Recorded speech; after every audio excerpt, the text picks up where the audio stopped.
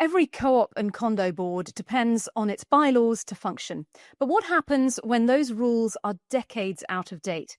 Outmoded quorum requirements, obsolete sponsor provisions, and antiquated language can tie a board's hands and open the door to disputes.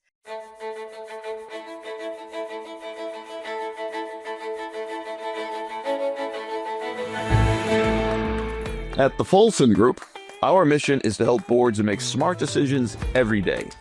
From end-to-end property management searches and construction project management to cost optimization, we help boards achieve sustainable savings, on-time projects, and long-term performance that speaks for itself. I'm Emily Myers with Habitat Magazine, and my guest today is Dean Roberts, Senior Partner at Norris McLaughlin. Dean, thanks so much for being here. Thank you, Emily. Pleasure to be here. So you've seen firsthand how outdated bylaws can create real problems for boards. Can we start with an example of a building where perhaps quorum issues or stale bylaw language put the board in a difficult spot? Yes, there are plenty of examples, but two leap to mind is we were retained by a very prestigious high-end co-op, and I asked to review their corporate documents. They come over. The bylaws are a Xerox of the offering plan from like 1969. The pages aren't straight. They, are just out of whack, and they're numbered like page 102 to 118, which makes no sense. But what that tells you is nobody's touched these documents since the sponsor created them. Well, so can outdated bylaws sort of actually open a board up to legal challenges then from shareholders? Oh, yeah. Yeah, this is the classic example of an ounce of prevention, pound of cure kind of problem here is most boards don't think about their bylaws much, even though they're the core of the corporate, operating procedures. They're the owner's manual for the co-op for a lot of purposes. But it's one of those things that you don't really deal with them until you usually have a crisis or an issue, oftentimes involving elections or how to deal with a renegade board member, or you go to the document and language you need just simply isn't there. You were going to talk about a second example. I have, we represent a number of Mitchell llamas, which most of them were created 1950, late 50s to mid 1970s. Oftentimes their bylaws are untouched. But the one I loved was for 20 plus years, the co-op was operating with board of director terms for 3 years as a sort of standard. It's either 1 year or 3. Because of a typo, when they created this co-op in 1963, it said 2 years. They had never operated with anything but 3 years. So the bylaws were completely out of sync. And as part of a complete upgrade of their bylaws, because the term limits came into play during COVID when they missed a couple annual meetings in the board terms, and they suddenly realized they had an entire board up for election as opposed to the 2 or 3 they thought they had. Okay, so could that have perhaps invalidated the previous board? Not so much in theory, it would create a legal challenge that you had directors operating beyond their legally mandated terms. There's a counter argument that says since they weren't replaced, there was no harm. But it's one of those things where theoretically there are a lot of bad things that could happen, especially if you get into a situation where you're having a battle with a problematic shareholder. This is where bylaw issues often come into play, is the board is wanting to do something and the issue with the bylaw creates a roadblock to that happening. It becomes a weapon to be used against them. Yeah. I mean, you mentioned a Mitchell llama. Is this something that is prevalent in Mitchell llama and limited equity co-ops for any reason? No, it's not unique to them. I've found bizarre things and missing things from Park Avenue to the Bronx to Queens. It's endemic with all co-ops because it's changing, but for the longest time, nobody ever bothered to look or review bylaws. there are obviously a raft of issues that can come up. Is quorum, is a building able to get a quorum? Is that a particular issue? That is one of the biggest issues right now, especially in the Mitchell Llamas, because there have been changes to the law that make you can't use electronic voting, and there's a lot of difficulty. You have to do a lot of procedural stuff to get the votes in. So as a consequence, you have a hard time getting a quorum. And that creates a cascade of problems. And then you have, directors that are not elected, they're running past their terms, and eventually you end up with an entire board. And as with a recent client of mine, they couldn't get quorum for 2 years, and then the entire board was up for election and was replaced in its entirety by a renegade, unhappy group that was the classic dog that catches a bus. Once they were successful, they completely split and began infighting with each other. So it was, yes, but that's the biggest problem right now. It's quorum, because most of the old bylaws have 50%, majority, 50.1% to have quorum. The CPLR, the business corporation law, has a minimum, you go to 1/3. And it just, with with a variety of issues, it's become harder and harder to get quorum. So one of the first things we do when we review bylaws is to see what the quorum requirements are, and do they have trouble getting quorum? Because some co-ops don't, but many do. But the two things I find most prevalent in unreviewed or unimproved bylaws are just technically out-of-date language, like sponsor language. Like, this high-end co-op I represent had a ton of sponsor language, and there hadn't been a sponsor unit in the building since the 1980s. So you had giant provisions about subletting and fees and all these things for a sponsor that just were clutter, what's the term, sludge, things that slow down the process.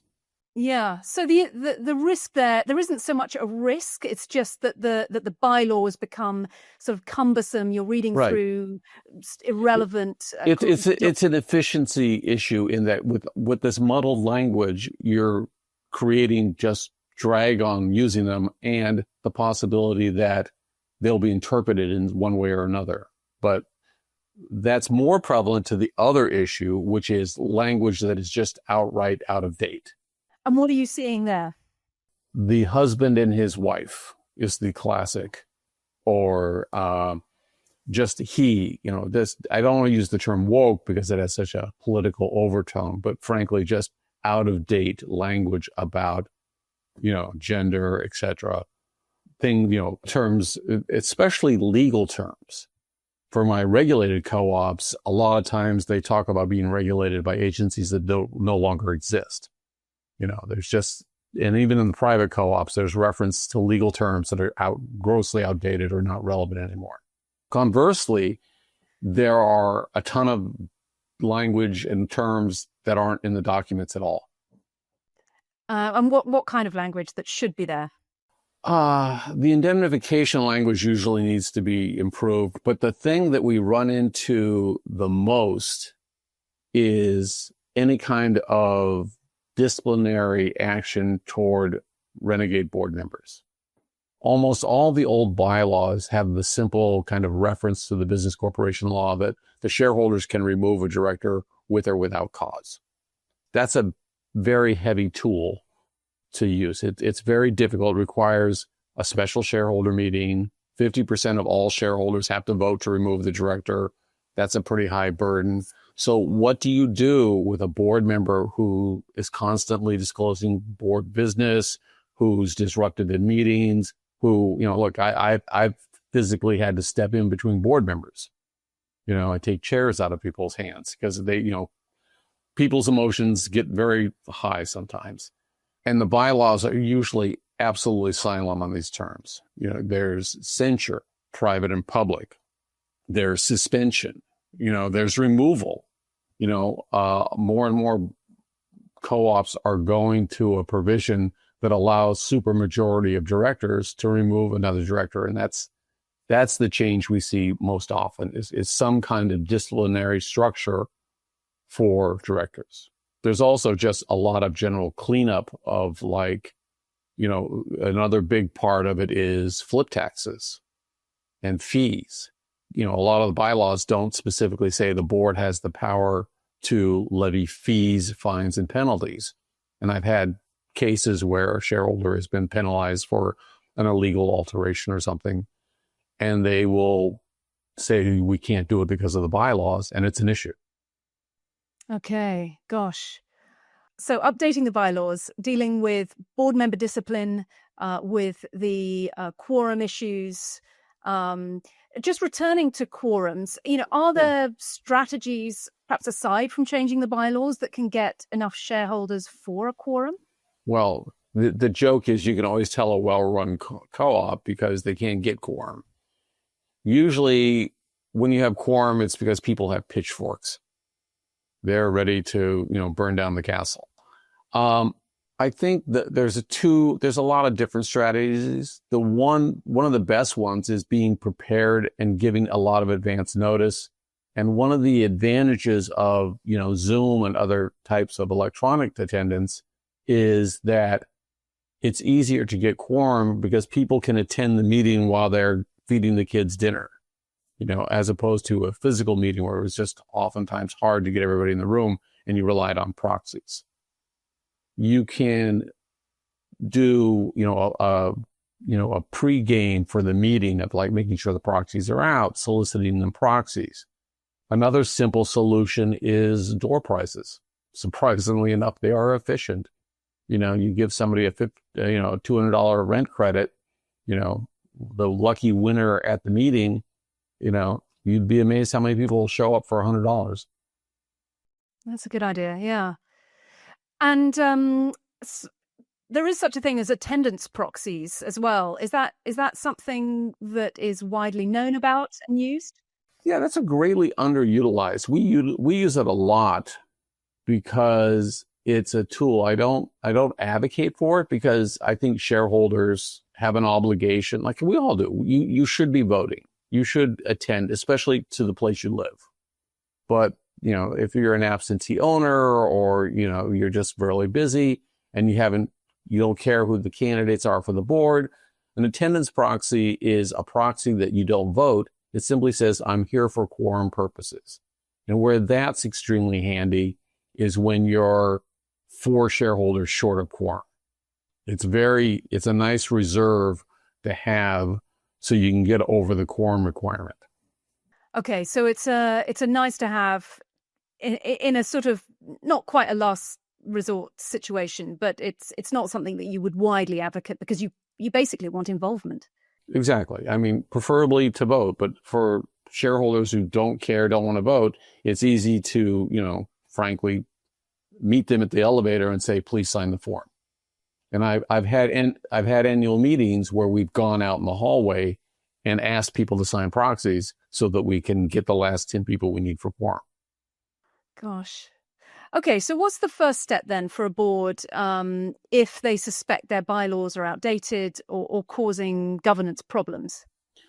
Well, as always, a nice starting point is to speak with counsel, see what problem, usually we have an ongoing relationship with our clients. We speak to them regularly. So if problems arise, we oftentimes bring these issues to the boards and say, hey, you might consider this for your bylaws. So speak to your counsel, speak to your managing agent, and, start that process. And that process can be driven by the attorney giving you the review and doing the memo, or you can have what many co-ops do is a bylaws committee, because it is the governance tool. You want board input and direction, and you want shareholder input and direction. And these committees are a very efficient tool for getting that done, especially if you're doing substantial review. If your bylaws haven't been edited in 25 years and you're amending, we just did one where we did a combination, amend the bylaws, amend the proprietary lease to clarify a whole ton of problems driven by a very litigious and frankly not sane shareholder who does nothing but litigate and torture the co-op.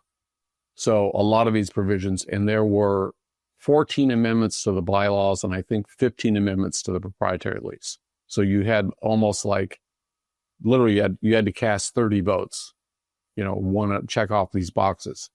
With that kind of substantial review, it's very good to have the full board and or a committee involved to get it done.